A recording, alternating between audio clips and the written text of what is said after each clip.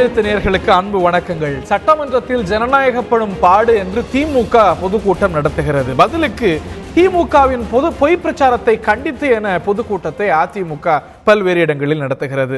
ஜனநாயகம் இல்லை சட்டமன்றத்தில் என திமுகவும், அவையை திமுக மதிப்பதில்லை, பொய் பிரச்சாரம் செய்கிறது என அதிமுகவும் பிரச்சாரம் செய்கின்றன. திமுகவுடைய சஸ்பெண்ட் தான் சமீபத்தில் கடந்த 2 வாரங்களாக நாம் பார்த்து வரக்கூடிய சர்ச்சைக்கு மைய புள்ளியாக இருந்திருக்கிறது. இந்த சஸ்பென்ஷனும் முடிகிறது. செவ்வாய்க்கிழமையிலிருந்து திமுக அவையில் கலந்து கொள்ளக்கூடிய வாய்ப்பு ஏற்படுகிறது. 4 நாட்கள் தான். அந்த 4 நாட்களும் சரி, மீதம் இருக்கக்கூடிய 4 வருடத்துக்கு மேலான இந்த ஒரு கால பகுதியிலும் சரி, ஒரு சுமூக செயல்பாட்டுக்கான முனைப்பு, எண்ணம், வாய்ப்பு தென்படுகிறதா? இருதரப்பிலையுமே அதற்கான முயற்சிகள் தென்படுகின்றனவாங்கிற கேள்வி எழுந்திருக்கிறது. சட்டமன்றத்து சர்ச்சைகள் நீதிமன்றத்துடைய கதவுகளிலும் சென்று தட்டப்பட்டிருக்கின்றன. மக்கள் மன்றத்திலும் இந்த 2 கட்சிகளும் அவர்கள் தரப்பு நியாயத்தை கேட்டு வருகிறார்கள். பொதுக்கூட்டம் நடத்தி சர்ச்சை மன்றமாகும் சட்டமன்றம் அடுத்து என்ன என்ற தலைப்பில் இன்றைய நிகழ்ச்சியில விவாதிக்க இருக்கின்றோம். இந்த நிகழ்ச்சியில் நம்முடைய திமுகவுடைய செய்தி தொடர்பாளர் திரு வைத்தியலிங்கம் அவர்கள் இணைகிறார். அவரை நிகழ்ச்சிக்கு அன்போடு வரவேற்கின்றோம். திரு பெருமாள் மணி அரசியல் விமர்சகர் நம்முடைய இணைகிறார். பாரதிய ஜனதாவுடைய ஊடக பிரிவு தலைவர் மாநில பொருளாளர் திரு SR சேகர் அவர்கள் இணைகிறார். இன்னும் சற்று நேரத்தில் ஆவடி சட்டமன்ற உறுப்பினர் அதிமுக செய்தி தொடர்பாளர் திரு மாஃபா பாண்டியராஜன் அவர்களும் இணைய இருக்கிறார்கள். முதல் கேள்வி திரு பெருமாள் மணி அவர்களுக்கு. ஒரு 17 நாள் நடந்திருக்கும். பரபரப்பான காட்சிகள் இருந்தது. திமுக அதிமுக பரஸ்பரம் விவாதம் நடத்திக்கிட்டாங்க. நிறைய சூடான காட்சிகள் இருந்தது. அமளி துமளிலாம் இருந்தது. ஆனாலும் கூட வெளியேற்றம் இல்லையே, சஸ்பெண்ட் இல்லையே, இது வரைக்கும் நம்ம பார்க்காத ஒரு அணுகுமுறை இருதரப்புலையுமே இருக்கு அப்படின்னு நம்மலாம் நினைத்தோம். யார் கண்ணு பட்டுச்சோ 17வது நாள்ல இது முடிஞ்சிடுச்சு. 17 நாள்ல முந்தைய சட்டமன்றங்கள்ல என்ன காட்சி பார்த்திருக்கிறோமோ புதிய பரபரப்போடு அவையெல்லாம் அரங்கேறியது. இப்படித்தான் மீதம் இருக்கக்கூடிய ஆண்டுகள், இப்படித்தான் இந்த அவையுடைய மீதம் இருக்கக்கூடிய திமுக பங்கேற்க வாய்ப்பு இருக்கக்கூடிய நாட்களும் நகர்ந்து செல்லுமா, இல்ல இருதரப்புலையுமே அப்ரோச்ல மாற்றம் இருக்கிறதுக்கான ஸ்கோப் வாய்ப்புகள் இருக்குன்னு நினைக்கிறீங்களா? கண்டிப்பா. ஏன்னா இப்போ இந்த காலகட்டத்தை நீங்க எடுத்து பார்த்தீங்க அப்படின்னா, இது சட்டமன்ற தேர்தலுக்கும் உள்ளாட்சி தேர்தலுக்கும் இடைப்பட்ட காலகட்டத்தில் இந்த சபை நடவடிக்கைகள் நடக்குது. அப்போ இதற்கு சட்டசபைக்குள்ள அரசு சார்ந்த விஷயங்களை பேசுவதை தாண்டி ஒரு அரசியல் முக்கியத்துவமும் இதற்கு இருக்கிறது. என்னன்னா, நம்ம பீப்புளோட இமேஜினேஷன் அப்படின்னு சொல்லுவோம் இல்லைங்களா, அந்த ஸ்பேஸ்க்குள்ள நீங்கள் இவ்வளவு நாட்களில் பார்த்தீங்கன்னா திமுக அதிமுக அப்படிங்கிற பேர் தான் திரும்ப திரும்ப உச்சரிக்கும்படியாகத்தான் சட்டமன்றத்தில் இவங்க 2 பேருடைய செயல்பாடுகளும் இருக்கு. நீங்கள் வேற யாரும் இல்லையே பெருசா. ஆமாம், வேற அப்படி நீங்கள் மற்ற பொது பிரச்சனைகளில் தலைவர்கள் இருக்காங்கல்ல. இப்போ எந்த ஒரு தேர்தல் தோல்விக்கு பிறகுமே தலைவர்கள் எழுந்து ஊடகத்தை சந்திப்பது, மக்களை சந்திப்பது, பொதுக்கூட்டங்கள் நடத்துவதற்கு ஒரு கால அவகாசம் தேவை. தமிழகத்திலேயே தேர்தலில் ஜெயிச்சாலும் சரி தோத்தாலும் சரி அடுத்த நிமிஷமே ஊடகத்தை சந்திக்கிற அல்லது மக்களை சந்திக்கிற ஒரே தலைவராக இன்று வரைக்கும் அறியப்படுகிறவர் கலைஞர் ஐயா மட்டும்தான். அவர்களை தவிர மற்ற எந்த தலைவராக இருந்தாலும் பெரும்பாலும் ஊடகத்தை உடனே சந்திக்க மாட்டாங்க. இப்போ நீங்கள் பாருங்களேன், பெரும்பாலான 10% வாக்குகளுக்கும் குறையாக இருக்கக்கூடிய பல கட்சி தலைவர்கள் இன்னமும் பெரிய அளவில் ஊடகத்துக்கு வரல, பொதுக்கூட்டங்கள் மாதிரியான விஷயங்களுக்கு போகல. பொலிட்டிக்கல் டிஸ்கோர்ஸ் அப்படிங்கிறது முன்பு இருந்ததை காட்டிலும் இந்த நிகழ்வுகள் இதன் ஊடா மற்ற பல காரணங்களால் அதீதமாக திமுக அதிமுக, திமுக அதிமுகன்னு இருக்குது. நீங்க அதை நான் எங்க உறுதி ஆமா அதுல தான் இருக்குது அப்படிங்கிறத நம்ம 2 விஷயமா புரிஞ்சுக்கலாம். எப்படின்னா, அரசியலை பொறுத்தவரை 2 விஷயம் முக்கியம். ஒன்று பொலிட்டிக்கல் ஐசோலேஷன் ஆயிடக்கூடாது, இன்னொன்று பொலிட்டிக்கல் டைலூஷன் ஆயிடக்கூடாது. இப்போ நீங்கள் பார்த்தீங்கன்னா காவல்துறை மானிய கோரிக்கை இருக்குது. இதில் திமுகவில் இன்னமும் நீக்கப்படாத உறுப்பினர்கள் அந்த சபையில் பங்கேற்பதற்கு தகுதியுடைய உறுப்பினர்கள் இருக்கிறாங்க. ஆனால் அவங்க என்ன நினைக்கிறாங்க, நம்முடைய சகோதரர்கள் இவ்வளவு பேர் வெளியே இருக்கும்போது நாம போய் காவல்துறை மானிய கோரிக்கையில் பேசுறது டைலூஷன் ஆயிடக்கூடாது, பொலிட்டிக்கல் டைலூஷனுக்கு நம்ம உள்ளாயிருவோம், அதனால வேணாம். நீங்க அவங்க என்ன கேட்குறாங்க, உறுப்பினர்கள் மீதான அந்த நீக்கத்தை நீங்க மறுபரிசீலனை பண்ணணும்னு கேட்குறாங்க. ஆனா அது எந்த நேரத்தில் கேட்கறாங்க பாருங்க, ஏற்கனவே 2 முறை கேட்டு டைலூஷனாகவும் நீங்க வாய்ப்பு இருக்கிறதா பாக்குறீங்க. மைலேஜ் எடுக்கவும் வாய்ப்பு இருக்கு இல்லையா? இவ்வளவு பேரை நீங்க வெளியில அனுப்பினாலும் கூட எங்களுடைய பங்கேற்பை நீங்க தடுக்க முடியாது, முன்னாள் அமைச்சர்கள் இவ்வளவு பேர் இருக்கிறோம், நாங்க இஷ்யூ பேஸ்டா அணுகுவோம் அப்படிங்கிற ஒரு மைலேஜும் நீங்க 2 பேர் அந்த வாய்ப்பு. நீங்க ஒரு டைலூஷனோட அதர் சைடு தானே கான்சென்ட்ரேஷன் இல்லைங்களா? ஆனா இப்போ திமுக அந்த இடத்துல இருக்காங்க. ஏன் அந்த சட்டசபைக்குள்ள காங்கிரஸ் போகல, அப்படின்னு பாத்தீங்கன்னா காங்கிரஸ் இருந்திருக்கலாம்ல, பார்ட்டிசிபேட் பண்ணிருக்கல. அவங்களும் அவங்க என்ன நினைக்கிறாங்க, திமுக இல்லாம நாம மட்டும் ஐசோலேட்டடா இந்த மானிய கோரிக்கையில நம்ம மாட்டிக்க கூடாது அப்படின்னு சொல்லிட்டு அவங்க அதுல பங்கேற்க அவங்களுக்கான ஸ்பேஸ் இதுதான். இப்போ இன்னைக்கு மற்ற சமயங்கள்ல திமுக vs அதிமுக டிஸ்கோர்ஸ் மாறிடும். ஆனா காங்கிரஸ் கட்சி அதோட இன்ட்ரெஸ்ட் பார்க்கும்போது அஃப்கோர்ஸ் கூட்டணி ஒருங்கிணைந்த செயல்பாடெல்லாம் புரிஞ்சு கொள்ளக்கூடியது. அந்த ஸ்பேஸ் அவங்க பக்கத்துல ஃபோக்கஸ் கொண்டு வரதுக்கு அதையும் அவங்க ஒரு வாய்ப்பை பயன்படுத்திருக்கலாம். இல்ல அப்படி நீங்க பாத்தீங்கன்னா காங்கிரசினுடைய சட்டமன்ற எதிர்க்கட்சி தலைவர் 5 முறை தொடர்ச்சியாக சட்டமன்ற உறுப்பினராக தேர்ந்தெடுக்கப்பட்ட அவர் அதை வழி நடத்தி இருக்கலாம். ஆனா ஏன் வழி நடத்தல அப்படின்னு நீங்க ஏன் அவங்க நேரா அறிவாலயத்துல தான் போய் உட்கார்றத அவங்க விரும்புறாங்க. நாங்க உங்களுக்கு ஆதரவு தெரிவிக்கிறோம் அப்படிங்கிற கருத்தை முன்மொழியறதுல தான் காங்கிரஸ் குறியா இருக்காங்க. இப்போ இந்த ஸ்பேஸ் அவங்க பயன்படுத்தி இருக்க முடியாதா? அஃப்கோர்ஸ் அவங்களோட எண்ணமும் கூட திமுக அவங்க பயன்படுத்தாத, இப்போ நீங்க பயன்படுத்தி இருந்தா நாம நிச்சயமா வேற மாதிரி தான் பேச வேண்டியதா இருந்திருக்கும். அப்படி அவங்க பயன்படுத்தாத சூழல்ல இவங்க 2 பேருக்குமே 2 பயம் இருக்கு. பொலிட்டிக்கல் ஐசோலேஷன் ஆயிடுவோமோ அப்படிங்கிற பயம் காங்கிரசுக்கும், பொலிட்டிக்கல் டைலூஷன் இந்த இஷ்யூ டைலூட் ஆயிருமோ அப்படிங்கிற பயம் திமுகவுக்கும் இருக்கிறதுனால உளவியல நம்ம அனலைஸ் பண்ணிட்டு இருக்கோம்.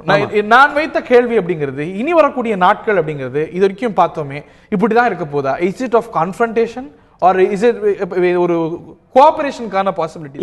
இல்ல ஏன்னா கான்ஃபரன்டேஷனுக்கு வாய்ப்பு இல்லைன்னு நான் நினைக்கிறேன். ஏன்னா இல்லைன்னு நினைக்கிறேன். ஆமா, ஏன்னா நேற்று திருச்சியில எதிர்க்கட்சி தலைவர் அவர்கள் ஒரு சிறப்பான உரையை ஆற்றி முடிக்கிற போது ஒன்று சொல்கிறார். இதன் மூலம் ஜனநாயகம் படுகொலைக்கு சென்றுள்ளது.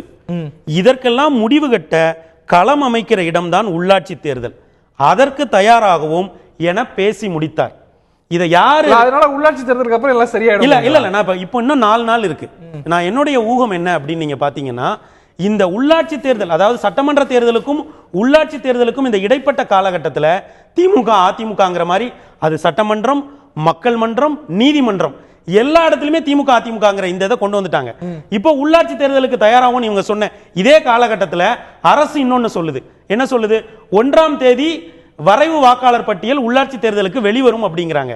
ஆக இனிமே இருக்கிற இந்த 4 நாட்கள் இருக்குல்ல, இந்த 4 நாட்கள்ல இவங்க ரொம்ப இணக்கமா 2 பேருமே சட்டசபையை முடிச்சிட்டு நேர களத்துல போய் உள்ளாட்சிக்கான பணிகளை தான் செய்வாங்களே தவிர இந்த காலகட்டத்தில் இதோட இந்த கன்ஃபரன்டேஷன் இது எல்லாமே முடிஞ்சது. நம்பிக்கை தான் வாழ்க்கை. எல்லாம் போன சட்டமன்றத்தோட எப்ப வரும் நான் சொல்றேன். இந்த சட்டமன்றம் ஆரோக்கியமா நடக்கும். 2019 ஜனவரியில தான் 2019 ஜனவரியில ஆரம்பிச்சு அதற்கு பிறகு அந்த பட்ஜெட் அதை ஒட்டி 2019 பாராளுமன்ற தேர்தலை ஒட்டி தான் மறுபடியும் நீங்க பாருங்க. உங்க நம்பிக்கை நடந்தேற வாழ்த்துக்கள். நடந்தா நல்லது, பார்ப்போம். திரு SR சேகர் அவர்களுக்கு முதல் கேள்வி. ஒரு பக்கத்துல ஜனநாயகம் படும் பாடு சட்டமன்றத்தில் அப்படின்னு பொதுக்கூட்டம் நடத்தப்படுது. இன்னொரு தரப்புல அது பொய் பிரச்சாரம், திமுகவின் பொய் பிரச்சாரம் அப்படின்னு அதிமுக கோஷம் வைக்குது. எந்த கோஷத்துல நியாயம் இருக்கிறதா நினைக்கிறீங்க? இல்லை, இப்போ எனக்கு என்ன ஒரு பெரிய சந்தோஷமான விஷயம் என்று சொன்னால், இந்த ஜனநாயகம் படும் பாடு என்கின்ற தலைப்பிலேயே திராவிட முன்னேற்றக் கழகம் இந்த சட்டமன்றத்தினுடைய விஷயங்களை மக்களிடம் கொண்டு செல்கிறது. ஜனநாயகம் படும் பாடு என்கின்ற விஷயத்தில் ஜனநாயகத்தை திமுக எவ்வளவு பாடாய்படுத்தியது என்பதை அவர்கள் தெரிந்து சொன்னார்களா தெரியாது சொன்னார்களான்னு தெரியல. ஆக மொத்தத்தில் தமிழ்நாட்டினுடைய அரசியலில் ஜனநாயகத்தை மாறி மாறி பாடுபடுத்துகின்றது திமுக, அதிமுக 2 பேரும் படுத்திக்கிட்டு இருக்காங்க. இதில் ஒருவர் ஜனநாயகத்தை கொலை செய்துவிட்டு ஒருவரை குற்றஞ்சாட்டுவது எதிர்க்கட்சியாக இருக்கும்போது மட்டும் அதிகமாக நடந்து கொண்டு வருகிறது. இது சரித்திரம் தெரியாமல் இல்லை. என்னுடைய முன்னாள் சகா வைத்தியலிங்கம் அவர்கள், பின்னால் பாண்டியராஜன், அவரும் எங்களுடைய முன்னாள் சகா தான், அவரும் வர போகிறாங்க. இவர்கள் ஏற்கனவே இங்கிருந்து போய் அங்கே போயிருக்காங்க. அவர்களுக்கு அந்த சரித்திரம் தெரியாமல் இல்லை. ஒரு பட்டிமன்றம் நடத்துவது போல 2 கட்சிகளும் தொடர்ந்து நடத்துகிறது. நான் ஒரு 2 விஷயங்களை மட்டும் உதாரணங்களை குறிப்பிட விரும்புகிறேன். இன்றைக்கு வெளியில, இந்த சட்டமன்றத்துக்கு வெளியில திராவிட முன்னேற்ற கழகம் ஒரு பேரலல் சட்டமன்றத்தை நடத்தினார்கள் ஒரு கொஞ்ச நாளைக்கு முன்னால. அதனால வழக்குகள் எல்லாம் வேற தொடுக்கப்பட்டது. ஆனால் இதற்கு முன்னால 1972 எம்ஜிஆர் பிரிந்த போது மதியழகன் சட்டமன்ற சபாநாயகராக இருந்தார். சபாநாயகராக இருந்த மதியழகனை அவர் மேல் நம்பிக்கையில்லா தீர்மானம் கொண்டு அப்ப கே ஷா இருந்தார். அந்த நம்பிக்கையில்லா தீர்மானத்திலே அவரை வெளியேற்றுவதற்காக அன்றைக்கு துணை சபாநாயகராக இருந்த பே சீனிவாசனை பக்கத்தில் உட்காந்து வச்சு ஒரு சட்டமன்றத்தில் 2 சபாநாயகர்களை வைத்த பெருமை திராவிட முன்னேற்ற கழகத்துக்கு உண்டு. அப்படி ஜனநாயகத்தை செய்து அப்புறம் மதியழகனை வெளியேற்றினார்கள். இப்படி ஒரு சரித்திரம். ஆனால் நல்ல வேளை இன்னைக்கு வந்து அன்னைக்கு மதியழகனுடைய குடும்பாவியெல்லாம் இன்னைக்கு எரிக்கிறார்கள், அன்னைக்கு எரிக்கவில்லை. இப்படியாக அன்றைக்கு இருந்தது. அதற்கு பின்னால திராவிட முன்னேற்ற கழகத்துக்கு எந்த வகையிலும் சளைத்தது இல்லை அதிமுகவும். அதனுடைய சபாநாயகராக இருந்த PH பாண்டியன் அவர்கள் 10 சட்டமன்ற உறுப்பினர்களை டிஸ்மிஸே பண்ணார். இவங்கெல்லாம் வந்து ஒரு சஸ்பென்ஷன் தான் பண்ணியிருக்காங்க, ஒரு 20 நாள் 10 நாள் 15 நாள் அப்படிதான். சட்டமன்ற உறுப்பினர்கள் டிஸ்மிஸ் பண்ணிய மிகப்பெரிய பெருமை வந்து அதிமுக கொண்டது, PH பாண்டியன் கொண்டது. அதில் கலைஞரும் அன்பழகனுமே அதில் இருந்தார்கள். 3 ஆண்டு காலங்கள் அவர்கள் சட்டமன்றத்துக்கு வர முடியல. அப்படியான ஒரு சரித்திரம். அதற்கு பின்னால கூட அதிமுகவில் வந்து சேடப்பட்டி முத்தையா இருந்தபோது அவர் வந்து 65 காங்கிரஸ் எம்எல்ஏக்கள் இருந்தார்கள். அப்போ காங்கிரஸ் எம்எல்ஏ ரொம்ப டைனமிக்காக வேலை செஞ்சு திமுக குறைவாக இருந்தது. அன்னைக்கு கூட சேடப்பட்டி முத்தையா வந்து ஜெயலலிதா காலிலே சபாநாயகர் இருந்த போய் விழுந்தார்கள். அப்படி ஜனநாயகத்தை அவர்கள் காப்பாற்றினார்கள். எனவே மாறி மாறி ஜனநாயக படுகொலைகளை இவர்கள் செய்து கொண்டிருக்கிறார்கள். 2006-11 கூட 61 60 பேரை சஸ்பென்ஷன் பண்ணிச்சு. இனி 16க்கு வரணும் அப்படின்னா இன்னொரு பல சம்பவங்களை நீங்க சொல்ல வேண்டியிருக்கும். ஆகையினால் நீங்க சொல்ல வரக்கூடிய கருத்து என்ன? சொல்ல வரக்கூடிய கருத்து, திமுக அதிமுக ஒருவருக்கு ஒருவர் சளைத்தவர்கள் அல்ல. அவர்கள் ஆளுங்கட்சியாக இருக்கின்ற போது மற்றவர்களை தூக்கி எறிவதும், எதிர்கட்சியாக இருக்கும்போது ஊர் ஊராக சென்று ஒப்பாரி வைப்பதும் அவர்களுக்கு கைவந்த கலையாக இருக்கிறது. ஆனால் ஏற்றுக்கொள்ளக்கூடிய ஒரே ஒரு விஷயம், ஜனநாயக சட்டமன்றத்திலே ஜனநாயகம் படும் பாடு என்று சொல்லி அவர்கள் செய்ததை அவர்களே தலைப்பாக வைத்து இன்று மக்களை சந்திக்கிறார்கள். எனவே இவர்கள் இன்றைக்கு மிகப்பெரிய வலுவிலே இருக்கக்கூடிய திமுக அங்கே சட்டமன்றத்துக்குள்ளார போய் உட்கார்ந்து இந்த விஷயங்கள் எல்லாம் பேசலாம். மணி சொன்னது போல, மணி ரொம்ப ஆப்டிமிஸ்டிக்கா இருக்காரு. மணி வந்து இந்த நிலைமை மாறும் என்கிறார். எனக்கு என்னமோ இந்த நிலைமை மாறாது என்று தெரிகிறது. மணி வந்து டைல்யூஷன் என்கிற வார்த்தையை பயன்படுத்தினார். ஆமா, இந்த கான்ஃபரன்டேஷனை டைல்யூட் பண்ணிட கூடாது என்பதிலே திமுக மிக முக்கியமாக இருந்த காரணத்தினால மீதி இருந்த 9 பேர் உள்ள போறதுக்கு தயாராக இல்லை. மணி சொன்னது போல காங்கிரஸ்காரர்களும் இந்த ஜனநாயகத்தை கையில் வைத்துக் கொண்டு ஒரு எதிர்கட்சியாக பேசி இருக்கலாம். அவர்கள் கூட அறிவாலயத்திலே போய் அட்டெண்டன்ஸ் கொடுப்பதிலே தான் உறுதியாக இருந்தார்கள். எனவே இந்த கான்ஃபரன்டேஷன், தமிழ்நாட்டினுடைய இந்த அரசியல் கான்ஃபரன்டேஷன் தான் அரசியல் என்பது திமுக அதிமுகவுக்கு ஒரு அவர்களுடைய நம்பிக்கை அதுதான். எனவே அந்த நம்பிக்கை அப்படி இருக்கின்ற போது இவர்கள் மாற மாட்டார்கள். இவர்கள் மாற வேண்டும் என்று சொன்னால் தமிழ்நாட்டு மக்கள் இவர்களை மாற்றினால் நம்பிக்கை மெய்யாக போகிறது. திரு SR சேகர் தான் திரு பெருமாள் மணி தான் கேட்போம். வைத்திலிங்கம், உங்களுடைய திமுகவுடைய சஸ்பென்ஷன் திங்கட்கிழமையோட முடிய போகிறது. இன்னும் 4 நாட்கள் இந்த கூட்டத்தொடரில் பங்கேற்க வேண்டியிருக்கிறது. இதே கம்போசிஷன்ல தான் மீதி இருக்கக்கூடிய நாட்கள்லையும் சட்டமன்றம் நடக்க போகிறது. இந்த கசப்புணர்வுகள்லாம் இருதரப்பிலும் இருக்கிறத உணர முடியுது. இது பின்னுக்கு தள்ளி அடுத்த கட்டத்துக்கு எடுத்துட்டு போறோமா, இல்ல இதே போல நீங்கள் இப்படி செய்தீர்கள், அதனால நாங்க இப்படி ரியாக்ட் பண்ண வேண்டாமான்னு நீங்களும் அவங்க இன்னொரு பக்கமும் இப்படிதான் போகுதா? புரியல. என்ன இந்த சட்டமன்றத்தினுடைய சபாநாயகருடைய நடவடிக்கைகளில் பாதிக்கப்பட்டிருப்பது திராவிட முன்னேற்ற கழகம். ஆனா என்னுடைய என்னாலும் எனது நண்பர் பாஜக இன்னும் அந்த பி டீம் அந்த உணர்விலிருந்து இன்னும் மீளாமல் 2 பேரையும் சமப்படுத்துற முயற்சியில ஈடுபடுறது. 2 பேரும் அதாவது தூக்கலா திமுக விமர்சிச்சாரோ? இல்ல, இதுல பாதிக்கப்பட்டவரை விட்டுட்டு அது நியாயம் இருக்கிறதா இல்லையா என்பதை விட்டு அதிமுக திமுக 2 சமப்படுத்துகிற அந்த முயற்சி இருக்கு பாருங்க, அது பி டீம் இன்னும் இருக்கு. சொன்ன திரு சேகர், பி டீம்ங்கிற உணர்வுல இருந்து நண்பர் இன்னும் வெளியே வரல. உண்மைங்கிறது அவங்க சொன்னாங்க. ஒன்னு மழுங்கிய கத்தி, ஒன்னு ஷார்ப்பான கத்தி. சொல்ல மறந்தேன். அதனால இப்ப என்ன நடந்தது, 121 நான் சட்டமன்ற விதிகளை பார்த்தேன். 121 பிரிவு சபாநாயகர் பிரிவு பண்ணும்போது he can name a member அப்படின்னு ஒருமையில தான் இருக்கு. ஒட்டு மொத்தமா 89-79 பேருன்னு சொல்ல முடியுமாங்கிறது கேள்விக்குறி. ஒட்டுமொத்தமா இருங்க, எதிர்க்கட்சி உறுப்பினர்களை நேம் பண்ணி வெளியேற்றிய சஸ்பெண்ட் பேர் சொல்லாம ஒட்டுமொத்தமா சொல்றாரு. ஒட்டுமொத்தமா எதிர்க்கட்சி உறுப்பினர்கள் அத்தனை பேரையும் வெளியேற்றிய நிகழ்வு திமுக ஆட்சியில் நடந்திருக்கு. அது இப்ப நீதிமன்றத்தின் பரிசீலனையில் இருக்கு. அது பற்றிய ஒரு தீர்வையும் நாங்கள் எதிர்பார்த்து கொண்டிருக்கிறோம் என்பது ஒரு புறம். அது இருக்கட்டும். ஏன்னா இப்ப நீதிமன்றத்திடமிருந்தும் இவர்களுடைய அராஜக நடவடிக்கைகளில் இருந்து நீதிமன்றம், மக்கள் மன்றம் எல்லாவற்றிலும் சென்றுதான் நான் ஒரு நீதி தேட வேண்டிய நிலையிலே திராவிட முன்னேற்ற கழகம் இருக்கிறது. ஆனால் என்னன்னா, திட்டமிட்டு நடத்திய இந்த ஜனநாயக படுகொலைக்கு காரணங்களை ஆராய்ந்தால் நன்றாக புரியும். அவர் வந்து ஒருமை, அதாவது ஒரு 2 உதாரணத்தை சொல்றேன். ஒன்று, தொடக்கம் பிள்ளையார் சொல்லி போட்டது என்ன, நமக்கு நாமே என்று ஒருவன் போனான் என்று அவன் இவன் என்று சொல்லுவதுதான் தொடக்கம். இல்ல, அது தொடங்கியது. பதிவும் இல்ல அது. அதுக்கு பிறகு அதுக்கு பிறகு நீங்க வெளியே அனுப்பிச்சீங்க, மாக் அசம்பிளி ஒன்று நடத்தினாங்க. எப்படி இது பொதுவான ஜனநாயகத்திலேயே ஒரு ஆட்சேபனையை தெரிவிக்கிற ஒரு முறை என்பது ஒப்புக்கொள்ளப்பட்ட ஒன்று. அதை பிறகு அடுத்த நாள் இந்த அரசு எப்படி நடந்ததுன்னு சொன்னா, பத்திரிகையாளர் உள்ளே நுழைவதற்கு தடை, இந்த கேமரா கொண்டு போவதற்கு தடை, அதாவது உள்ளே எது நடந்தாலும் ஆனா வெளியே தெரியாது என்பதற்கான ஒரு அனைத்து கதவுகளையும் பூட்டிவிட்டு உள்ளே பேசுகிறார் முதல்வர். தன்னை மு.க. ஸ்டாலின் அவர்கள் ஆமா பேசுறாரு, நான் மு.க. ஸ்டாலின் எதிர்க்கட்சி தலைவர் இல்லையா, தன்னை எதிர்க்கட்சி தலைவர் என்று சொல்லிக் கொள்கிற நபர் என்று சொல்லுகிறார் என்று பேசினார். அவரை தன்னை முதலமைச்சர் என்று சொல்லிக் கொள்ளுகிற நபர் என்று நாங்கள் சொன்னால் நீங்கள் ஏற்றுக்கொள்வீர்களா? இப்படி அவன் இவன் என்றும் ஏகடியம் பேசியும் அந்த ஒரு அவர்கள் ஏதாவது எரிச்சல் மூட்டி இது எதையாவது செய்ய வேண்டும். அதாவது ஒருமையில இன்றைய முதலமைச்சர் உட்பட பலரை திமுகவுடைய மூத்த அமைச்சர்கள் நியாயம் இல்ல, கசப்புணர்வு இதை சமப்படுத்துறதே இல்ல. இந்த தரப்புல நடந்த சம்பவங்கள் 100 கோட் பண்ண முடியும், அந்த தரப்புல நடந்த சம்பவத்துக்கு கோட் பண்ண முடியும். அடுத்து என்னன்னு பார்ப்போமா? நீங்க பேசுனீங்க 89 வயக்காட்டு பொம்மை 131 இப்படிதான் எடுத்து போறோம். நான் வந்து உங்கள் ஆட்சி காலத்தில் என்று அந்த சென்ற ஆட்சி காலத்தில் காமிக்கல. இப்பொழுது நடப்பு சட்டமன்றத்தில் நீங்க நடந்து கொண்ட நிகழ்வை நாம் விமர்சிக்க வேண்டாமா? அதை அலசி ஆராய வேண்டாமா? அது சரி என்று அது நியாயப்படுத்த வேண்டாமா? அதற்கு முன்பு நாங்க சொல்லல. உங்களுடைய நடவடிக்கை விமர்சனத்துக்கு உரியதா இல்லையா? அதுதான் கேள்வி. நீங்க பேச அனுமதித்தீர்களா? ஒரு அதாவது சட்டமன்ற உறுப்பினரே இருக்கிறார், அவரே வந்து அவருக்கு சில சிறப்பு தகுதிகளும் இருக்கின்றன, சில சலுகைகளும் இருக்கின்றன.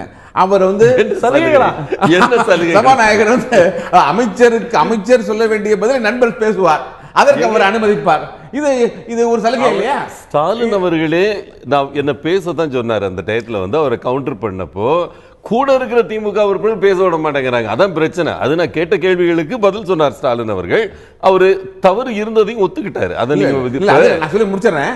என்னோட இதை ஒன்றும் இல்லை, என்னன்னா எரிச்சல் மூட்டக்கூடியது. அதாவது இந்த சோளக்காட்டு இந்த வயக்காட்டு பொம்மைங்கிறது இருக்க 89ங்கிற ஒரு வார்த்தையை யாரை குறிப்பது என்பது தெரியும். ஆனால் இது யாரையும் பெயர் சொல்லவில்லையே என்று ஒரு சபாநாயகர் சொல்லுவது மக்களுக்கு தெரிய வேண்டாமா? இது என்ன அபத்தமான விவாதம். அதாவது ஒரு வாதம், அதாவது அதே மாதிரி அவங்க எண்ணிக்கை சொல்லி இந்த பொம்மைகள் இந்த அலங்கார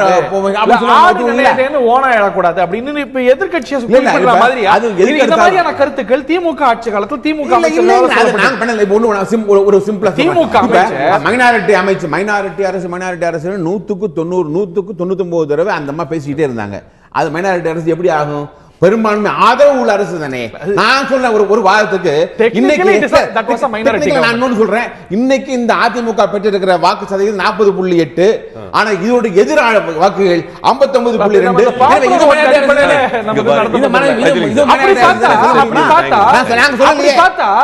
அப்படி பார்த்தா 2006ல வென்ற திமுகவை காட்டிலும் 2ஆம் இடம் வந்து எதிர்க்கட்சி அந்தஸ்து பெற்ற அதிகமான வாக்கு சதவீதத்தை பெற்றது. ஆனால் நாங்கள் ஜனநாயகத்தை கொச்சைப்படுத்தியவர்கள் அல்லங்கிறதை நீங்க ஒப்புக்கணும். எதுக்கெடுத்தாலும் மைனாரிட்டி அரசு சொல்லி கொச்சைப்படுத்தியது யார்? நாங்களா? திரு பாண்டியராஜ், நீங்க எதிர்கட்சி அப்படி சபாநாயகரை மதிக்கல, சபாநாயகர் சொல்றதை கேட்கல, விதியை மதிக்கல அப்படின்னு நீங்க நிறைய விஷயங்களை சொல்லியிருக்கிறீங்க, சொல்லவும் போறீங்க. அதை தாண்டி இந்த சர்ச்சைகளுக்கெல்லாம் ஆதார புள்ளிக்குள்ள ஒரு பிரதான புள்ளியாக இருப்பது எதிர்கட்சியை சீண்டும் வகையில ஆளும் தரப்பிலிருந்து உதிர்க்கப்படக்கூடிய வார்த்தைகள். இதுல ஒரு ரெஸ்ட்ரெயின்ட், ஒரு மாற்றம் வராம இந்த ஒரு சுமூகம் அப்படிங்கிறது எதிர்பார்க்க முடியாது. ஆஃப்கோர்ஸ் அந்த எதிர் தரப்பிலையும் எதிர்பார்க்கக்கூடிய அம்சங்கள் இருக்கிறது, ஆளும் தரப்பிலையும் இந்த விஷயத்துல ஒரு ரெஸ்ட்ரெயின்ட் தேவைப்படுது. திரு பாண்டியராஜன் பேசிய பேச்சுக்கள் சர்ச்சை ஏற்படுத்தியது இல்ல. நீங்க அமைச்சர் பேசும்போது ஏன் பேசுறீங்கன்னு எழுதிருக்கே தவிர, இந்த ஒரு பேச்சுல இன்னொரு தரப்பை சீண்டும் வகையில விமர்சன கருத்துக்களை சொல்லும் போது அவங்க சீண்டப்படுவாங்க. இந்த விஷயத்துல ஆளும் தரப்புல இன்னைக்கு ஒரு restraint is the need of the day. Correct. Hari, Perumalmani அவர்களுடைய ஃபர்ஸ்ட் ட்ராக் இந்த பிரச்சனையுடைய ஆதி அந்தம் என்ன, அடிப்படை என்னன்றதுக்கு 2 ஸ்பெகுலேஷன் கொடுத்தாரு. பொலிட்டிக்கல் ஐசோலேஷனா, பொலிட்டிக்கல் டைல்யூஷனா.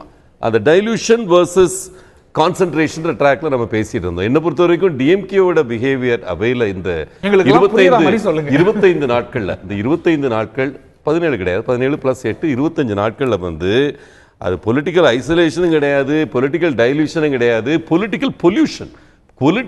ஜனநாயகத்தையே மாசுபடுத்தும் அளவுக்கு இந்த நிகழ்வு நடந்திருக்கு. திராவிட முன்னேற்ற கழகத்துல இருந்து ஆபாச சைகை இது வரைக்கும் இந்த சட்டமன்றம் நடந்தது கிடையாதுங்க.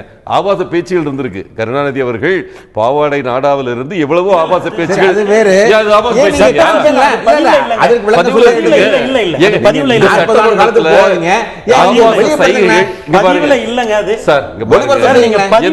அவ்வளவு தெளிவா சொல்லியிருக்காங்க. இந்த வாட்டியே பதிஞ்சிருக்காங்க பேச்சை வந்து அந்த குறிப்பிட்ட பேச்சு அது வந்து சட்டசபை பதிவுல இல்ல. அது அத நீங்க நடந்ததா ஒரு விஷயத்தை வந்து இருதரப்புலயுமே சர்ச்சைக்குரிய பேச்சுக்கள் இந்த மாதிரி ஒரு குற்றச்சாட்டு வைக்கும்போது நீங்க அப்படி பண்ணலையா, உங்க காலத்துல இப்படி பேசப்பட்டது என்ன, நீங்க உங்க டிவியிலே ஓட்டி காட்டினீங்க அந்த ஆபாச சைகைகளே வந்து அந்த 2 நிமிஷம் ஆபாச சைகைகள் கூட தமிழகம் தாங்க முடியல. ஸ்டாலின் என்று அவங்க அம்மா வந்து சொன்ன அந்த தலைவர் என்று சொல்லிக் கொள்பவர் சொன்னதுக்கு காரணம் என்னன்னா, அவர் தலைவர் அப்படின்ற இருந்தாருன்னா ஆபாச செய்ய காட்டிட்டு இருக்க 2 உறுப்பினர்கள் கை காட்டணும்.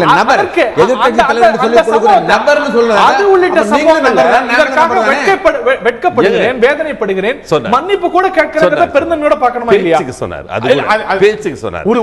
அப்படி யாராவது சொல்லிருக்காங்களா? ஒரு எதிர்க்கட்சி தலைவர் அவையில இது போன்ற மைக்குக்கு வெளியில நடக்கக்கூடிய வெட்கப்படுகிறேன், வேதனைப்படுகிறேன் சொன்னாரு. எங்களுக்கு அது வந்து அவர் கொடுத்த ஒரே கன்ஃபெஷனல் ஸ்டேட்மெண்ட். அதான்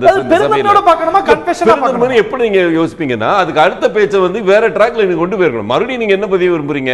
அம்மா அன்னைக்கு அது சொன்னாங்கன்னு சொல்லிட்டு அதை வந்து பதிய விரும்புறீங்க. ஒரு உள்கட்சி பொதுக்குழு கூட்டத்தில் பேசின விஷயத்தை அதுக்கு முன்னாடி நடந்த ஜெயலலிதா அவர்கள் பொதுக்கூட்டத்தில் பேசினாங்கிற பேச்சே எதனால வருது? நீங்க வந்து நமக்கு நாம பத்தி எடுக்கும்போது ஒரு சீண்டல் ஒரு பக்கத்துல இருக்கும்போது இன்னொரு தரப்புல எதிர்வினருக்கு சில சமயங்கள் அவங்க முதல்ல இது பண்றாங்க. பட் நம்ம இதுக்குள்ள ஒரு சர்ச்சைகளையும் அவை முடக்கத்தையும் இப்படி வச்சுக்கணுமா? ஒரு வித large heart should be move forward. Basic issue வந்து அவைக்குள்ள திமுக உறுப்பினர்கள் என்னைக்கு கால் பதித்தார்களோ அன்னைக்குல இருந்து நாங்க 23 பேர் இருந்தோம், இன்னைக்கு வந்து இத்தனை பேர் இருக்கும். அந்த மமதை என்பது வெளியில அவங்க ஒவ்வொரு பிஹேவியர்லயும் தெரியுது. அந்த எண்ணிக்கையில இருக்காங்க. ஆனா அதுக்கு குஸ்தி போடுற மாதிரியா சபைக்கு வர்றது? வர்றப்பெல்லாம் வந்து நான் ஒரு பஞ்ச் கொடுக்குறேன், நீ ஒரு பஞ்ச் கொடுக்குறேன்னு சொல்லி வரப்ப என்ன? நான் கேட்ட ஒரு விஷயம், இப்ப அவர்கள் தரப்புல நடக்கிறதெல்லாம் நீங்க சொல்ல போறீங்கன்னு சொல்லி தான் நான் சொன்னேன். இன்னொரு தரப்புலயும் ஆளும் தரப்புலயும் எதிர்க்கட்சியை சீண்டும் வகையிலான பேச்சுக்கள்ல ஒரு ரிஸ்ட்ரெயின்ட் வேணும். ஒரு கருணாநிதி வந்து முரண்பாடுகளுடைய மொத்த உருவம் இந்த மாதிரியான ஒரு அரசியல் கருத்துக்களை தவிர்க்கும் பொழுது இந்த கன்ஃபரன்டேஷனுக்கான வாய்ப்பு குறையுது. இல்ல பாருங்க, முரண்பாடுகளுடைய மொத்த உருவம்னு செம்மலை அவர்கள் பதிவு பண்ணதுக்கு அவரே பல ஓமைகள் கொடுத்திருக்கிறாரு. அந்த இடத்துல வந்து அவ்வளவு கான்ட்ரடிக்ஷன்ஸ் இருக்கு. அதை சொல்லாம இருக்க முடியுமா? அது வந்து ஒரு சர்ச்சையை எழுப்பது ஒரு கன்ஃபரன்டேஷனுக்கு வித்துடுது அப்படின்னு நம்ம புரிஞ்சுக்க வேண்டாமா? இல்ல, கன்ஃபரன்டேஷனுக்கு வித்துடுதுன்னா அவங்க கவுண்டர் பண்றாங்க, கவுண்டர் பண்ணட்டும், அவங்க கவுண்டர் பண்ணி சொல்லட்டும். எந்த வாய்ப்பு இருந்தது? நிறையவே வாய்ப்பு இருக்கு. திமுக உறுப்பினர்களுக்கு வாய்ப்பு இல்லைன்னு மட்டும் யாரும் சொல்ல முடியாது. இந்த சட்டமன்றத்தில் 50% டைம் வந்து அவங்க இருக்கிற சட்டமன்ற உறுப்பினர்கள் இன்னைக்கு 142 பேர் தான் சார். ஆனா அவங்களுக்கு கொடுக்கப்பட்ட 50% மேல கொடுக்கப்பட்டிருக்கு. எல்லா குறுக்கீடுகளும் இல்லாமலே கூட நீங்க அதை எடுத்து பாருங்க. ஒவ்வொரு நாளும் எத்தனை மினிட்ஸ் அவங்க ஆக்சுவலா பேசியிருக்காங்கன்னு பாத்தீங்கன்னாலே இத்தனை பேர்கள் டிஆர்பி ராஜா பாருங்க. டைமர் தாண்டி இந்த மாதிரி எதை சொன்னா நாங்க சீண்டப்படுவோமோ, எதை சொன்னா நாங்க வருத்தப்படுவோமோ அதை பேசுறாங்க. அப்படி வந்து திமுக தலைவர் திமுக பொருளாளரை சொல்லும் போது எங்களோட உறுப்பினர்கள் வந்து சீண்டப்படுறாங்க அப்படின்னு சொல்லும் போது அது வந்து ஒரு சர்ச்சை, இந்த சர்ச்சைக்கு காரணமா இருக்கக்கூடிய காரணிகள் ஒரு காரணியா இருக்கு. அத எதிர்த்தரப்புக்கு எப்படி நீங்க அட்வைஸ் கொடுக்குறீங்களோ அது போல நீங்களும் இன்ட்ராஸ்பெக்ஷன் இது வந்து ஒரு சுமூகமா நடக்கணும் அப்படின்னா மாற்ற வேண்டிய ஒரு அணுகுமுறையா இல்லையா? பாருங்க, எந்த நேரத்துல எல்லாம் திமுக உறுப்பினர்கள் சப்ஸ்டன்ஸோட கான்ஃபரன்ட் பண்ண முடியுமோ அப்பெல்லாம் கான்ஃபரன்ட் பண்ணிருக்காங்க. எந்த இடத்துல சப்ஸ்டன்ஸ் இல்லையோ அந்த டயத்துல வந்து இந்த மாதிரி ஏதாவது ஒன்னு எடுத்து வெளியிட பண்ணிட்டு இருக்காங்க. நமக்கு நாமே பத்தி பேசும்போது சட்டமன்றத்திலே நமக்கு நாமே அது 20 நிமிஷத்துக்கு மேல 20 நிமிடத்திற்கு பின்னால வந்து ஸ்டாலின் அவர்கள் இது ஒரு மேட்டரே கிடையாதுன்னு சொல்லிட்டு மூவ் பண்ணிட்டு போறாரு. அதுக்கு எதுக்கு 20 நேரம் எல்லாம் கையை தூக்கிட்டு கோஷம் போடணும்? என்ன பெருந்தன்மை இது? நீங்க வந்து வெளிய இருந்து வாட்ச் பண்ணிட்டு தான் இருக்கீங்க. அடுத்த ரூம்ல உட்கார்ந்து நீங்க டிவி பார்த்துட்டு இருக்கீங்க. சொல்றாரு. அதுக்கு பிறகு அவரே அது கை சத்தம் போட்டு பேசுனாங்க. அது ஒத்துக்கறாரா இல்லையா? அவன்னு பேசுனதா எனக்கு இல்ல, அப்படியே பேசுனாங்க. என்ன இல்லங்க, ஊரெல்லாம் போண்டமான குற்றச்சாட்டு சபை நடவடிக்கைகள் இல்ல. நாங்க எல்லாரும் வந்து பார்த்துக்கிட்டு தான் இருந்தோம், கேட்டுக்கிட்டு தான் இருந்தோம். அதே விஷயத்தை ஸ்டாலின் அவர்களே முதல்ல எடுத்து பேசல. அப்புறம் சொன்னதுக்கு அப்புறம் இன்னும் பேசினாங்க. திருச்சியில பேசிருக்காங்க, நேத்து பேசிருக்காங்க. அவர் திருப்பதி பேசுறாங்க. பேசினாங்க. ஓகே, இந்த மாதிரி அவன் நமக்கு நாமே என்று ஊர் ஊராக சொல்லிக் கொண்டிருந்தவன் நமக்கு நாமே பயன் என்று ஒருத்தன் வலம் வந்தான் என்று எம்எல்ஏ பேசினார். சொல்றாங்கம்மா அப்படி அதுக்கு முதல்வர் வந்து சபாநாயகர் இல்ல அவர் யார் பேரையும் சொல்லலையே அப்படின்னு வேற சபாநாயகர் டிஃபெண்ட் பண்றாரு. உரிமையில பேசல பேசணும், உரிமையில பேசல சார். நீங்க ஹரி நீங்க பாயிண்ட் எடுத்தீங்கன்னா எதற்கெடுத்தாலும் இல்ல இல்ல இந்த விஷயங்கள்லாம் தவிர்த்துட்டு அடுத்து என்னன்னு பேசலாம் அப்படின்னா கேள்வி மீண்டும் மீண்டும் நடந்ததுக்குள்ளே போகுது. இப்படித்தான் வரக்கூடிய நாட்கள்ல நடந்தது அதிகமாக விவாதிக்கப்பட்டு நடக்க போறது வந்து குறைவாக கவனம் பெற போகுதா? திரு பெருமாள்மணி சொன்னது போல let's hope things will be better. Thiru Perumalmani அவர்கள்ட்ட கேட்க விரும்புறேன். சட்டமன்றத்தில் அதிமுக உறுப்பினர்களுடைய செயல்பாடு அதிமுக உறுப்பினர்களுக்கு, அதிமுக தொண்டர்களுக்கு ஊக்கத்தை தரலாம், அவங்களுக்கு பிடிச்சிருக்கலாம். திமுகவினுடைய செயல்பாடு இல்லை, அவங்க ஆற்றுறதுக்கு இவங்க ஆற்ற எதிர்வினை, இவங்க ஆற்றுறதுக்கு அவங்களுக்கு ஆற்ற எதிர்வினை, ரெண்டு கட்சி தொண்டர்களுக்கும் ஒரு ஹார்ட்கோர் ஆதரவாளர்களுக்கும் மகிழ்ச்சியோ ஊக்கமோ தரலாம். ஆனா இரண்டு கட்சிகளுடைய சட்டமன்ற செயல்பாட்டையும் மக்கள் வரவேற்கிறாங்கன்னு நினைக்கிறீங்களா? அல்ல இது ஒரு பொருட்டாக இந்த ஒரு சட்டமன்ற செயல்பாடு, அதில் ஏற்படக்கூடிய சர்ச்சைகள், அதற்கு காரண காரியம் யார் அப்படிங்கிற அறியக்கூடிய விஷயம் ஒரு சாதாரண மக்கள் மத்தியில, வாக்காளர்களா பெரும் வாக்காளர்களா இருக்கக்கூடிய மக்கள் மத்தியில ஒரு பெரும் ஃபேக்டரா இருக்குன்னு நினைக்கிறீங்களா? இல்லை, இது நிச்சயமா ரொம்ப நல்ல கேள்வின்னு தான் நான் நினைக்கிறேன். ஏன்னா இவ்வளவு சட்டமன்றத்தை நம்ம தொடர்ந்து கவனித்தோம் அப்படின்னா, திரு ராமசுப்பு அவர்கள் ஆலங்குளம் தொகுதியோட பழைய எம்எல்ஏ, அவர் தனி நபர் மசோதா அதிகமாக கொண்டு வந்தவர் அவர் தான். திருநெல்வேலி எம்பிஆர் போது அதிகமான கேள்விகள். ஆனா அதற்கு பிறகு நீங்க தொடர்ந்து பார்த்தீங்கன்னா போன சட்டமன்றத்தில் திரு பீமாராவ் அவர்கள் தான் அதிகமான கேள்விகளை எழுப்பியவர். அதே முறை போன முறை வந்து பார்த்தீங்கன்னா சிவசங்கர், திரு குன்னம் தொகுதியில் எஸ் சிவசங்கர் தான், சிவசுப்ரமணியன் அவர்களுடைய புதல்வர் சிவசங்கர் தான் சிறப்பாக செயல்பட்டவர்களில் ஒருத்தர். ஆனால் இவங்க எல்லாருக்குமே அதற்கு அடுத்த தேர்தல்களில் முடிவுகள் எப்படி இருக்கு, அந்த கூட்டணி கணக்குகள் உடையும் போது, அல்லது சிவசங்கர் நீங்க இந்த தடவை தொகுதி மாறி நின்னார், அப்படி பார்க்கிற பொழுது மக்கள் உண்மையிலே இப்போ பீமாராவ்லாம் அதே மதுராவயல் தொகுதி, இவ்வளவுக்கும் சென்னைக்கு பக்கத்திலேயே இருக்கக்கூடிய ஒரு தொகுதி, இவ்வளவு சிறப்பாக செயல்பட்ட ஒரு சட்டமன்ற உறுப்பினர் வந்து சில ஆயிரம் ஓட்டுகளை தான் வாங்க முடியுது. அப்போ ஆனால் சட்டமன்றத்துக்குள்ள பெரிய அளவில் அரசியலை முன்னெடுக்கக்கூடியவர்கள் ரொம்ப சாதாரணமாக ஜெயிக்க முடியுது. அப்போ என்னன்னா மக்கள் உண்மையிலேயே தங்கள் தொகுதியினுடைய எம்எல்ஏ நாம தேர்ந்தெடுத்து அனுப்பியிருக்கோம், இவங்க இவ்வளவு சிறப்பாக செயல்படுறாங்களே, அவங்கள நாம அடுத்து தக்க வைக்கணும் அப்படிங்கிற எந்த ஒரு பாண்டியராஜன் நிறைய கேள்வி கேட்டாரு, நிறைய விவாதங்கள்ல பங்கொண்டாரு, அவரும் போயிருக்கிறாரு. இல்ல நீங்க ஐயாவுடைய வெற்றிங்கிறது வந்து நம்ம அது வேற ஒரு தளத்துல இந்த கேள்விக்கான பதிலா நான் பார்க்கறதுல இந்த 3 உதாரணங்கள் முக்கியம் நான் பார்க்கிறேன். ஏன்னா போன முறை மிக 20க்கு பக்கத்துல எம்எல்ஏக்கள் இந்த அடிப்படையில சட்டமன்ற செயல்பாடுகள் இன்மெட்டீரியல் டு பீப்பிள், இது வந்து அவங்க ஒரு பொருட்டா எடுத்துக்கிறது இல்லைன்னு ஒரு முடிவு இல்ல, அதை ரொம்ப அணுகி கவனிக்க மாட்டேங்கிறாங்களோ அப்படின்னு தோணுது. ஏன்னா அது இப்போ நாமளே கூட பாருங்களேன், அல்லது பொதுவாகவே நமக்கு பரபரப்பான செய்தி எப்போ வருதுன்னா, நீங்க சபை நடவடிக்கைகள் ஒழுங்காகவும் அல்லது விவாதங்கள் பெரிய அளவில் நடந்த விஷயங்கள் டாக்குமெண்ட் ஆகிறத விட, பத்திரிகைகளில் அல்லது ஊடகங்களில் டாக்குமெண்ட் ஆகிறத விட, இது போல அரசியலாக இருக்குல்ல, இந்த இடத்த இப்போ நான் ஒரு சின்ன கருத்து மட்டும் சொல்லிடுறேன். 1989க்கு பிறகு கலைஞர் ஐயாவும் ஜெயலலிதா அம்மாவும் நேர் எதிராக விவாதித்து கொண்டதும் உரையாடி கொண்டதும் சட்டசபையில் மிக மிக குறைவு. நீங்க 2001 எதிர்க்கட்சி தலைவராக வாய்ப்பு இருந்தபோது கூட கலைஞர் ஐயா வந்து அதை அன்பழகன் ஐயாவுக்கு தான் கொடுத்தாங்க. 2006 எதிர்க்கட்சி தலைவராக முதல்ல திரு ஓ பன்னீர்செல்வம் தான் அமர்த்தப்பட்டார். ஆக இவங்க சபையிலேயே ஒருவர் சந்திக்கிறத தவிர்க்கக்கூடிய சூழல்ல கூட அந்த இருக்கை பற்றிய பிரச்சனை வந்து ரொம்ப பெருசா விவாதிக்கப்படுது. ஆனால் தனிநபர் மசோதா, கேள்விகள் என்று மரபுகளுக்குள்ள நிற்கிற உறுப்பினர்கள் இந்த பெர்ஃபார்மன்ஸை நம்பி மக்கள்கிட்ட போக முடியல அப்படிங்கிறது தான் ஒரு சோகமான உண்மையா இருக்கு. So is in the case of parliament அப்படின்னு இந்த வாதம் உண்மையானா பாராளுமன்றத்துக்கும் இதே நிலைமை அப்படின்னு நம்ம ஒரு முடிவுக்கு வர முடியும். But there are alternate views to that. திரு பாண்டியராஜன் ரொம்ப சுருக்கமான குறுக்கீடு அணைஞ்சுன்னா அந்த பெருமாள் சார் சொன்ன விஷயத்துல இப்ப ஜனநாயகத்துடைய முக்கிய தூண்கள்ல எக்ஸிகியூட்டிவ் லெஜிஸ்லேச்சர் இருந்ததுன்னா இந்த 2 விஷயங்கள்ல லெஜிஸ்லேச்சர்ல என்ன பண்ணாலும் மக்களுக்கு அதனுடைய தாக்கம் தெரியாது. அதனுடைய தாக்கம் வந்து எக்ஸிகியூட்டிவ் டிசிஷன்ஸ் என்ன. இன்னைக்கு அம்மா வாசிச்ச 92 110 விதிகளை இன்னைக்கு 92 விஷயங்கள் சொல்லியிருக்காங்க. இந்த 25 நாட்கள்ல அமைச்சர்கள் எல்லாம் சேர்ந்து 30 துறைகளை நீங்க அவங்களுடைய வேலையே லெஜிஸ்லேட்டர்ஸ் தானே, எக்ஸிக்யூட்டிவ் அமைச்சரானதான் எக்ஸிக்யூட்டிவ். நீங்க ஒரு சட்டமன்ற உறுப்பினரா ஆளுங்கட்சி உறுப்பினருக்கும் எதிர்கட்சி உறுப்பினருக்கும் ஒரு வேறுபாடும் கிடையாது. என்ன சொல்றேன்னா, மக்களை பொறுத்த வரைக்கும் நீங்க சட்டத்துல என்ன பேசுங்க, கடைசியில எங்களுக்கு என்ன கிடைச்சது அதைத்தான் பாப்போம். அதுக்கு அவங்க தேர்ந்தெடுத்து அனுப்புறாங்க. போலீஸுக்கு இடர்படி 2 மடங்கு ஆச்சுன்னா அதைத்தான் அவங்க பாப்பாங்களே தவிர நீங்க என்ன டிபேட் பண்ணீங்க, என்ன சண்டை போட்டீங்க, அது அவங்களுக்கு செயல்பாடு, அதிமுக செயல்பாடு பாப்பாங்க. யாரு கொஞ்சம் லட்சணமா அவங்க பிஹேவ் பண்றாங்க, யாரு முறையா பேசுறாங்க, நம்ம பிரச்சனைகளை எதிரொலிக்கிறாங்களா, தொகுதி வாய்ஸ் ஆனா சண்டை போடுறாங்க. இப்ப ஒரு குஸ்தி சண்டை மாதிரி சட்டசபையை மாத்தி அவங்க ஜெயிச்சிட்டாங்க, திமுக ஜெயிச்சிட்டாங்கல்ல, அதிமுக ஜெயிச்சிட்டாங்க, அதனால அவங்களுக்கு ஓட்டு போடணும், யாரும் ஓட்டு போட கிடையாது. நண்பர் சொல்றதுல அவரும் இருக்கிறாரு. இப்போ அதனால உண்மை தெரியுங்கிறதுனால சொல்றேன். சட்டமன்ற உறுப்பினர்கள், திராவிட முன்னேற்ற கழகத்து சட்டமன்ற உறுப்பினர்கள் எல்லாருமே எல்லா பொருள் பற்றியும் விரிவாக பேசியிருக்கிறாங்க. முரசொலியில் மட்டும்தான் வருது. நான் ஊடகங்களுக்கு ஒரு சுட்டி காட்டணுங்கிறதுக்காகவே சொல்றேன்.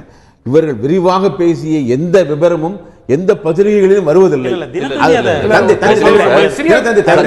அதனால அது பொதுவாக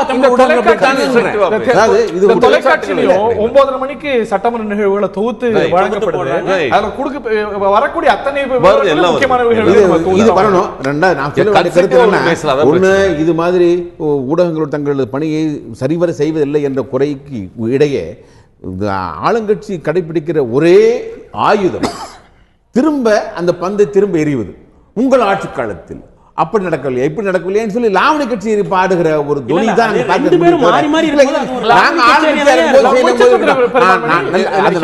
மீண்டும் ஆளுங்கட்சியாக வரும்பொழுது நாங்கள் இதை செய்தால் அப்பொழுது கேளுங்கள் இந்த கேள்வியை.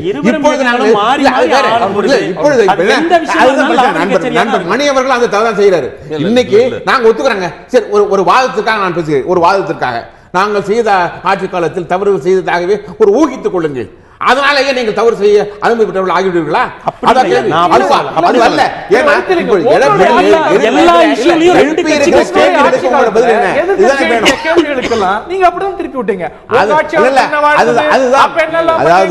அது தவறு, அது தவறான போக்கு. அதற்கு ஒரு முற்றுப்புள்ளி வைத்து அந்தந்த நிகழ்வுகளுக்கு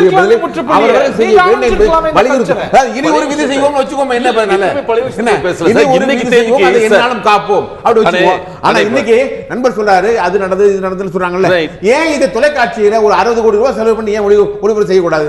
ஏன் இப்ப உங்களுடைய நீங்கள் பொய் சொல்லுகிறீர்களா? நீங்கள் பொய் சொல்லுகிறீர்களா? எங்களது குரல் வழியை நெருக்கிறீர்களா என்பதை பற்றி எல்லாம் மக்கள் அறிந்து கொள்ளட்டுமே.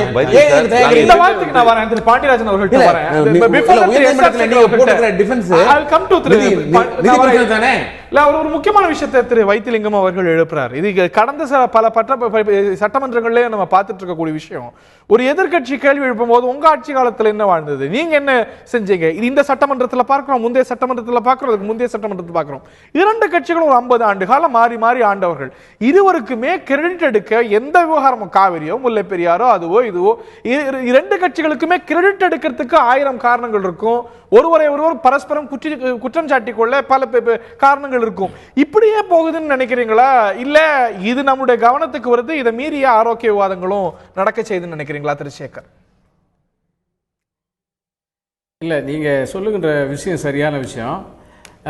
நான் ஏற்கனவே சொன்னதுதான். அதாவது திராவிட முன்னேற்ற கழகம், அண்ணா திராவிட முன்னேற்ற கழகமும் 1989 குறிப்பாக ஜெயலலிதா முதல்வரானது பிறகு 91க்கு பிறகு நேரடியாக 2 கட்சிகளும் ஒன்றை ஒன்று எவ்வளவு கடுமையாக தாக்கிக் கொள்கிறது அவ்வளவுக்கு அவ்வளவு அந்தந்த தலைமைகளிடையே அதிகமான நற்பெயரை பெறுகிறது. அந்த வகையிலே தான் அவர்கள் தங்களுடைய அரசியலை நகர்த்தி செல்கிறார்கள். குறிப்பாக இப்போ கூட சட்டமன்றத்தில் நீங்கள் பார்த்தீங்கன்னா ஏடிஎம்கே எம்எல்ஏக்கள் பேசுவது முழுவதும் மிக அதிக உச்சஸ்தாயில திமுகவை தாக்கி பேசுவது, ஜெயலலிதாவை சந்தோஷப்படுத்துவது, இப்படிங்கிற வகையில் தான் அவர்கள் இருக்கிறார்கள். இப்போ ராகம் போட்டு சினிமா பாட்டெல்லாம் பாடுறாங்க, அது பாட்டு மன்றமாகவும் இருக்கிறது. இப்படி அந்த தலைமையை திருப்திப்படுத்துவதற்கான முழு விஷயமும் இப்போ ஒரு கன்னி பேச்சு பேசுகின்ற திருப்பூருடைய எம்எல்ஏ அவருக்கு எப்படி பேசணுங்கிறது கூட சொல்லி தரல. ஒருமையிலே ஒரு எதிர்கட்சி தலைவரை பேசுவது போன்ற விஷயங்களை சொல்லி அந்த கன்னி பேச்சிலே ஒரு எதிர்கட்சி யாருமே குறுக்கிடக்கூடாது. ஒரு பயிற்சி கிடையாது, ஒரு பாடம் கிடையாது, ஒரு ஒர்க் ஷாப் கிடையாது, ஒரு கைடன்ஸ் கிடையாது. ஒருவேளை அதெல்லாம் இருந்திருக்குமே ஆனால் மாறி இருக்கலாம், அல்லது அதிகமாக தலைமையை போடுகின்ற ஒரு விஷயமாகவும் மாறி இருக்கலாம். அதிமுகவுடைய அமைச்சர்கள் வந்து அதிகாரிகளுடைய குறிப்போடு மிக அழகாக புள்ளிவிவரங்களை சொல்லுகிறார்கள். காரணம் ஜெயலலிதா உட்கார்ந்துருக்கிறதுனால அவங்க சொல்லி தான் ஆகணும். ஆனாலும் உறுப்பினர்கள் பேசுகின்ற போது அதிகமாக திமுகவை உசுப்பேற்றுகின்ற விஷயங்களைத்தான் பேசுகிறார்கள். திமுகவை பொறுத்த மட்டும் ஸ்டாலினுடைய தலைமையில் இருக்கக்கூடிய லெவலில் வந்து ஓரளவு நியாயமாகத்தான் போகிறார்கள். ஆனாலும் கூட அதிமுகவுடைய உசுப்புதலுக்கு உடனடியாக ரியாக்ஷன் கொடுக்கிற காரணத்தினால பொறுத்து பார்த்து முடியாத காரணத்திலே அவர்களும் ரியாக்ஷன் கொடுக்கிறார்கள். ஆக மொத்தத்தில் 2 பேருமே குறிப்பாக அதிகமாக இந்த முறை அண்ணா திராவிட முன்னேற்ற கழகம் தான் திமுகவினுடைய உசுப்பேத்தலை தொடர்கிறது. இதற்கு மிக முக்கியமான காரணம் அவர்களுக்கு எந்த விதமான ஒர்க் ஷாப்பும் இல்லை, எந்த விதமான பயிற்சியும் இல்லை. ஒரே ஒரு விஷயம், எவ்வளவுக்கு எவ்வளவு திமுக மீது குற்றச்சாட்டுகளையும் அவதூறுகளையும் சொல்வதன் மூலமாக தலைமையிடம் மதிப்பை பெறுகின்ற ஒரு விஷயத்தை தான் தொடர்கிறார்கள். நிச்சயமாக இரண்டு கட்சிகளுமே மாற்ற வேண்டிய ஒரு சூழ்நிலையில இருக்கு. சொன்ன ஒரு விஷயத்துல மாறுபடுறது என்னன்னா, வைத்திலிங்கன் சொன்ன மாதிரி நாங்க வந்து எல்லாத்துலயுமே திமுகவுடைய பாஸ்ட் நாங்க கிரிட்டிசைஸ் பண்ணல. இப்ப வணிக வரி எடுத்துக்கிட்டீங்கன்னா இந்த நிமிஷத்துல திராவிட முன்னேற்ற கழகம் எடுத்திருக்கிற நிலைப்பாடை நாங்க அந்த இடத்துல கிரிட்டிசைஸ் பண்ணியிருக்கோம். இப்ப வணிக வரியில வந்து இந்தியாவே புரட்டி போடக்கூடிய ஒரு ஜிஎஸ்டி விதியில மதுவிலக்கெல்லாம் பாஸ்டா பிரசன்டா பாஸ்ட் அண்ட் பிரசன்ட். இப்ப இங்க பாருங்க, நான் என்ன கேக்குறேன்னா, இல்ல அவங்க ஏதோ ஒரு சப்ஸ்டாண்டிவா எந்த விஷயத்தையுமே உறுப்பினர்கள் பேசலாம்னு சொல்றாங்க. அந்த ஜெனரலைசேஷன் அனுமதிக்க முடியாது. சொன்னாரு, கண்டிப்பா அனுமதிக்க முடியாது. நான் என்ன கேக்குறேன்னா, இது இப்ப ஜிஎஸ்டி இஷ்யூ இன்னைக்கு current issue sir. Dravida Munnetra Kazhagam தமிழகத்துக்கு துரோகம் பண்ணிருக்கு. பாராளுமன்றத்தில் ஃபாரின் டைரக்ட் இன்வெஸ்ட்மெண்ட்ல எந்த துரோகம் பண்ணாங்களோ அதே துரோகத்தை இன்னைக்கு வந்து தமிழகத்துக்கு திமுக நிகழ்த்தி இருக்குன்னு அந்த பேச்சு நடத்தா கண்டிப்பா நாங்க பேச தான் செய்வோம். இது கரண்ட் டாபிக். இது வந்து இந்த கரண்ட் இஷ்யூல ஜிஎஸ்டில பிஜேபி எந்த பிஜேபி அரசாங்கத்தை எதிர்த்து கிரிட்டிசைஸ் பண்ணி எல்லாமே சொல்லிட்டு இருந்தாங்களோ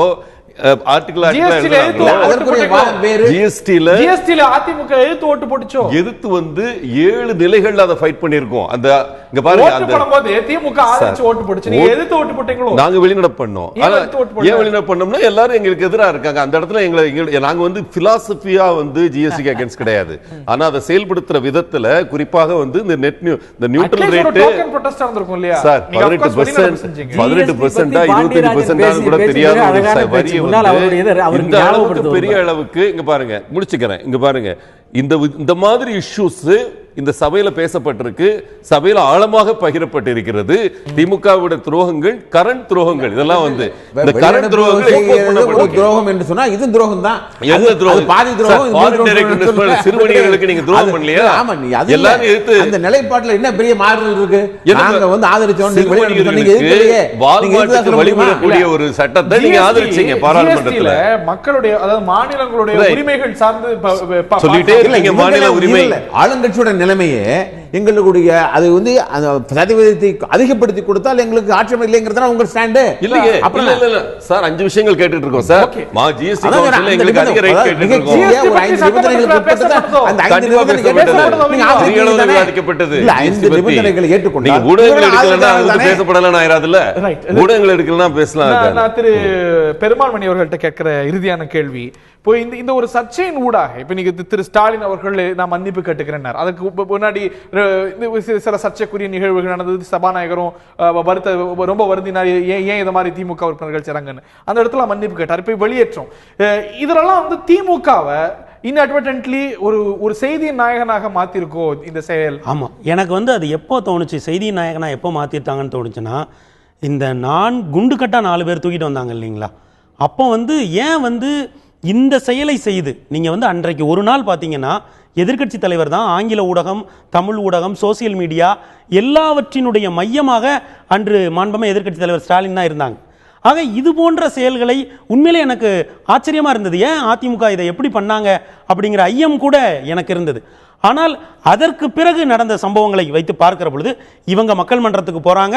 அதுதான் வந்து இந்த ஒட்டுமொத்த நான் சொன்ன மாதிரி சட்டமன்ற தேர்தலுக்கும் உள்ளாட்சி தேர்தலுக்கும் இடையில உள்ள கிளைமாக்ஸே வந்து அவங்க அந்த குண்டு கட்டா தூக்கிட்டு வராங்க இல்லைங்களா. அதுதான் கண்டிப்பாக அது ஸ்டாலின் அவர்களுக்கு பெரிய மைலேஜ். ஏன்னா நீங்க மதுரை கூட்டத்திலே, திருச்சி கூட்டத்தில் அவங்க அதை சொல்றாங்க, நான் ஒரு எதிர்க்கட்சி தலைவர். ஏன்னா அந்த புகைப்படம் வந்து கண்டிப்பாக அவருக்கு ஒரு பெரிய பொலிட்டிக்கல் மைலேஜ் தான், அது எந்த சந்தேகமும் இல்லை. எனக்கு அதுல ஒரு சந்தேகம் இருக்கு, ஒருவேளை சபாநாயகரை நீங்க தூக்கிட்டு போங்கன்னு சொன்னாரா அல்லது ஒரு தேர்ந்த அரசியல் தலைவர்ங்கிறதுனால ஸ்டாலின் அவர்கள் நீங்க வேணா என்ன வெளியே தூக்கிட்டு போய் விடுங்க அப்படின்னு சொன்னாங்களான்னு எனக்கு தெரியல. சபாநாயகரோட வாட்சில் தான் இல்ல, எனக்கு தெரியல. ஆனா இது வந்து கண்டிப்பா அது வந்து ஒரு பொலிட்டிக்கல் மைலேஜ் தான்.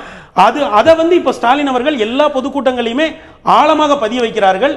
அந்த தூக்கி கொண்டு வருகிற படம் வந்து அது எப்படி அதிமுக, ஏன்னா நிறைய விஷயங்கள் அதிமுக 2-3 வாரத்துக்கு முன்னாடி சொன்னார் நிகழ்ச்சியில, நீங்க இது வெளியேற்றலாம் இல்லையே, அந்த அளவுக்கு நடவடிக்கை இல்லையான்னு, அதெல்லாம் தேவைப்பட்டா செய்வாங்கன்னு திரு பாண்டியராஜன் அந்த தினத்துல தான் டிஎம்கே அந்த மாதிரி பிஹேவ் பண்ணாங்க.